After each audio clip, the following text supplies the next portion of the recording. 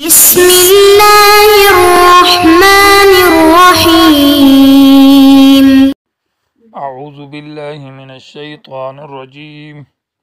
وأدخل الذين آمنوا وعملوا الصالحات جنات تجري من تحتها الأنهار خالدين فيها بإذن ربهم تحيتهم فيها سلام.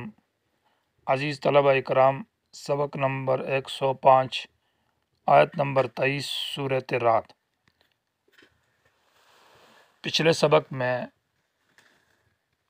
جدال فیما بین المشرکین کا ذکر تھا، جو کہ اپنے پیر اور مستکبرین کے ساتھ بھی جدال کیا اور شیطان ابلیس کے ساتھ بھی جدال کیا، اور شیطان کے جوابات۔ ان الظالمین لہم عذاب علیم میں تخفیف ذکر کی کہ ان کے لیے سزا ہوگی۔ دوسری طرف سے وہ لوگ جو دنیا میں ایمان لائے، نیک اعمال کیے، رسول کی اتباع کی، اللہ کی بات مانی، ان کے لیے بشارت کا ذکر ہے کہ ان کے لیے جنتیں ہوگی، اور یہ جنت ان کو اللہ کے فضل سے ملے گی، اور جنت کے اندر ان کا تحفہ سلام ہوگا۔ وَأُدْخِلَ الَّذِينَ، اور داخل کیا جائے گا ان لوگوں کو، آمنوا جو ایمان لائے اللہ پر، اللہ کے رسول پر، قیامت پر، وَعَمِلُوا الصَّالِحَاتِ، اور نیک اعمال کیے یعنی سنت کے موافق، جناتن باغات ہوں گے، تجری من تحتها الانہار، کہ ان کے نیچے سے نہریں جاری ہوگی، یعنی ان کے محلات کے نیچے سے، خالدین فیہا، ہمیشہ اس میں رہیں گے، بِإِذْنِ ربہم، اپنے رب کے فضل سے۔ اذن بمعنی فضل کے ہے، یعنی یہ جنت اللہ کے اپنے رب کے فضل اور توفیق سے ان کو ملے گی۔ کہیں تو قرآن میں کہا ہے بما کنتم تعملون، کہ تمہارے اعمال کی وجہ سے۔ ظاہری سبب اعمال ہے، اور اصلی سبب جو ہے وہ اللہ کی توفیق اور اللہ کا فضل ہے۔ تحیتہم، ان کا تحفہ، ان کی آپس میں پیشکشی، فیہا، جنت کے اندر سلام ہوگا، ایک دوسرے کو سلام کہیں گے، یعنی امن کی بات ہوگی، یا لفظ سلام ہوگا۔ الم تر کیف ضرب اللہ مثلا کلمۃ طیبہ، یہ تیسرا علم ہے جس میں مثال ہے کلمہ توحید کی، اور مثال پیش کی ہے کلمہ شرک کی۔ مومن کی اور کافر کی ایک مثال پیش کر کے اس کو سمجھایا ہے کہ ایمان کی مثال اس درخت کی ہے جس کی جڑیں مضبوط ہو، اور جس کی شاخیں اوپر آسمان میں پھیلی ہو، بلندی کی طرف ہو، دور ہو، اور ہر وقت وہ اپنا میوہ دیتا ہو۔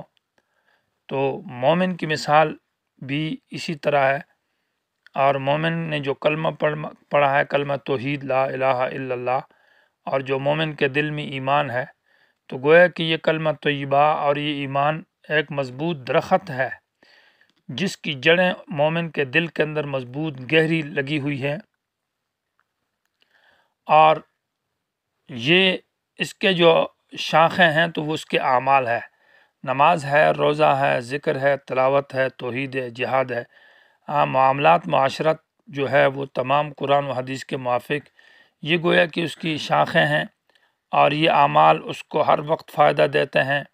گویا کہ ہر وقت مومن اچھی بات کرتا ہے، ایمان کی بات کرتا ہے، لوگوں کو دعوت دیتا ہے، نماز کی ترغیب دیتا ہے، تو جس طرح وہ درخت ہر وقت پھل دیتا ہے، تو مومن کے اعمال بھی ہر وقت اس کو بھی فائدہ دیتے ہیں، اور لوگوں کو بھی وہ مفید ہے کہ لوگ اس سے استفادہ کرتے ہیں، لوگ اس سے قرآن و حدیث سیکھتے ہیں، ایمان کی بات سیکھتے ہیں، آخرت کی باتیں سیکھتے ہیں۔ تو گویا کہ یہ ایک مضبوط درخت ہے۔ الم تر کیف ضرب اللہ، کیا نہیں دیکھتا تو کہ کیسا بیان کیا اللہ نے، مثلا ایک مثال۔ یہاں مثلا بمعنی مثال کے ہے، چونکہ ضربہ اس کے ساتھ آیا تو ضرب اللہ مثلا معنی بیان کی اللہ نے ایک مثال۔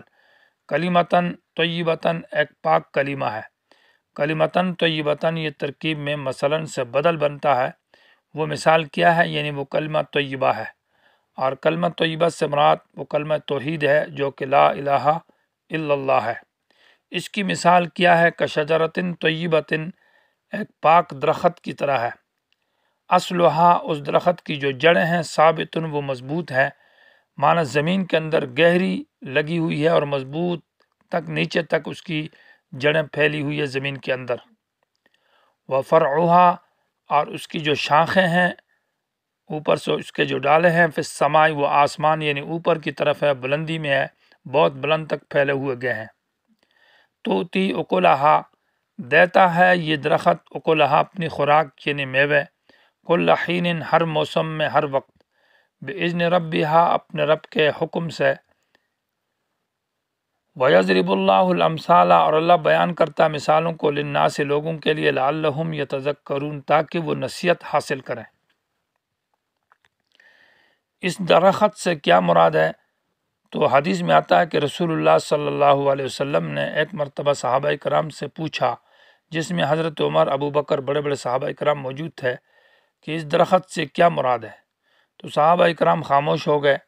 تو آپ علیہ الصلاۃ والسلام نے پھر کہا کہ اس درخت سے وہ کھجور کا درخت مراد ہے۔ حضرت عبداللہ ابن عمر رضی اللہ تعالی عنہما نے کہا کہ مجھے معلوم تھا، لیکن چونکہ بڑے صحابہ کرام موجود تھے، میں نے ان کی موجودگی کے اندر نہ بتایا، بے ادبی سمجھ کر، اگرچہ میرے دل میں یہ بات پہلے سے تھی کہ وہ درخت کھجور کا درخت ہے۔ تو کھجور کا درخت کے بارے میں یہ بات مشہور ہے اور بالکل واضح ہے کہ اس کی جڑیں جو ہے وہ بہت زیادہ زمین کے اندر گہرائی تک پھیلی جاتی ہے، حتیٰ کہ تقریباً 20-25 کلومیٹر سے نیچے بھی اس کی جڑیں اور بال کی طرح بالکل مضبوط اور بالکل گہری اور بہت گھنی ہوتی ہے، انتہائی درجہ مضبوط ہوتے ہیں۔ کسی نے اگر اس کا مشاہدہ کیا ہو تو اس کو معلوم ہوگا۔ اور اس کی جو شاخیں ہیں وہ بہت بلندی تک اوپر تک چلی جاتی ہیں، اور چونکہ نیچے زمین کی جو گندگی ہے اس سے یہ محفوظ رہتا ہے۔ اور اس کا جو میوہ ہے تو وہ تقریباً جیسے ہی میوہ لگتا ہے، کھجور پک جاتی ہے تو وہ ہر وقت مفید ہوتی ہے۔ ابتداً اس سے مختلف قسم کے اچار بھی لوگ بناتے ہیں، اس سے جوس بناتے ہیں، پھر کھجوروں کو اتار دیا جاتا ہے، اور اتار دینے کے بعد پورے سال اس کے مختلف قسم کے حلوے اور مختلف قسم کے لوگ اس سے چیزیں بناتے ہیں، ہر موسم میں یہ دستیاب ہوتا ہے اور ملتا رہتا ہے۔ تو اسی طرح مثال دی ہے کلمہ طیبہ کی، کہ کلمہ طیبہ جو توحید ہے اور جو ایمان ہے اور جو صحیح عقیدہ ہے، یہ مومن کے دل کے اندر ہے اور دل کے اندر مضبوط ہے۔ معنی یہ ہے کہ ہر قسم کی ہوا چلے، دہریت کی، کفر کی، شرک کی، مختلف فتنے اور فساد ہو، تو مومن کا عقیدے کو اس سے کوئی ہٹا نہیں سکتا۔ اس کا وہ عقیدہ توحید اس کے اندر مضبوط رہتا ہے، حالات جیسے کیسے بھی ہوں وہ ایمان پر ڈٹا رہتا ہے۔ اور اس کی شاخوں سے مراد یا اس کے پھل سے مراد یہ کہ اس کے اعمال ہے مومن کے، جو ہر وقت اس کو فائدہ دیتے ہیں اور اس سے دوسرے لوگوں تک وہ نیک اعمال اور اس کا نیک عقیدہ پھیلتا رہتا ہے۔ یہاں یہ بات ذہن میں یاد رکھیں کہ تؤتی اکلہا کہا ہے۔ یہ کوئی سوال کرے کہ کھجور تو ہر وقت پھل نہیں دیتا، ہر موسم میں، حین مراد موسم ہے، بلکہ ایک خاص موسم میں وہ پھل دیتا ہے۔ تو لفظ اکل کا معنی یہ نہیں کہ پھل ہے، لفظ اکل ما یؤکلھا کو کہا جاتا ہے، وہ جو کھجور سے خوراک بنتی ہے، یہاں لفظ اکل کہا ہے۔ تو اس سے جو خوراک کھجور سے بنتی ہے تو وہ خوراک تو ہر وقت ملتی ہے، بذات خود اس کھجور سے یا اس سے جو اس کے جو دانے گٹھلی ہے یا اس کا جو اس سے اچار بنائے جاتے ہیں یا کچھ دوسری چیز بنائی جاتی ہے، تو مارکیٹ میں، بازار میں ہر وقت اس کی بنائی ہوئی خوراک ملتی ہے۔ اس لیے قرآن نے لفظ اکل کہا ہے، ثمر یا فاکہہ کا لفظ نہیں کہا۔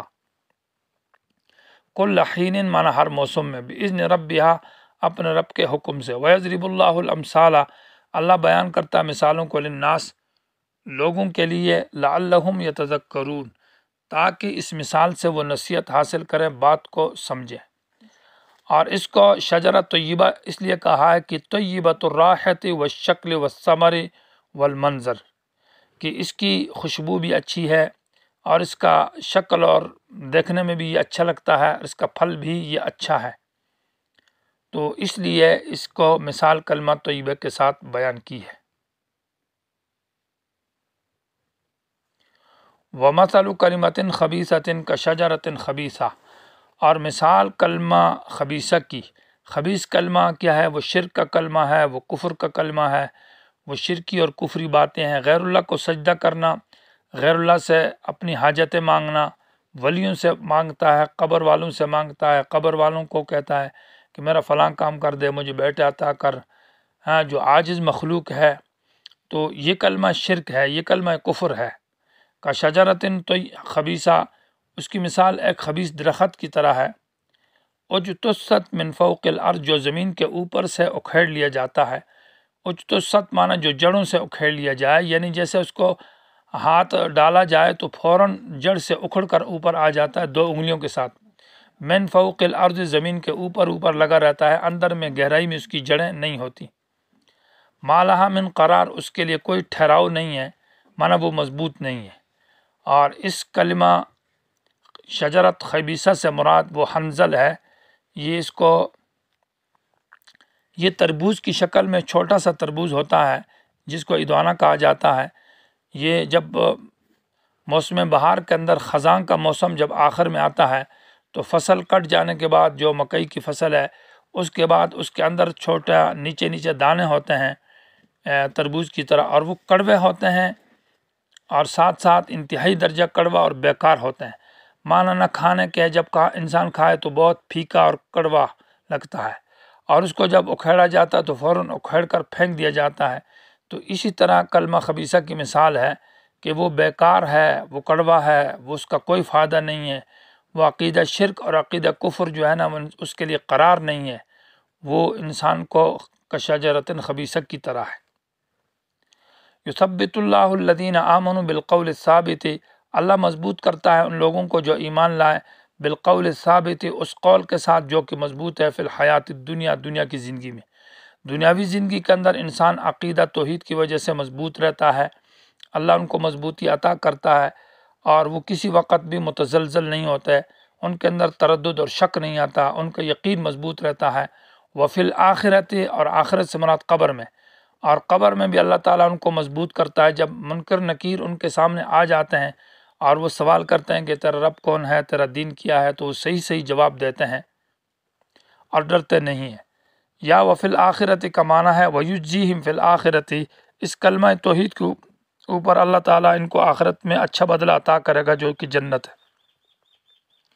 وَيُذِلُّ اللَّهُ الظَّالِمِينَ، اور اللہ خطا کرے گا معنی ظالموں کو، ظالم معنی مشرک جب قیامت اور قبر کے اندر جو ہے ان سے پوچھا جائے گا کہ تیرا رب کون ہے، تیرا دین کیا ہے، تیرا پیغمبر کیا ہے، تو وہ کہیں گے ہا لا ادری، لا ادری، ہائے ہمیں پتہ نہیں ہے کہ ہمارا دین کیا ہے، اللہ کیا ہے، تو وہ جواب نہیں دے سکیں گے، دائیں بائیں آگے پیچھے بھاگنے کی کوشش کریں گے۔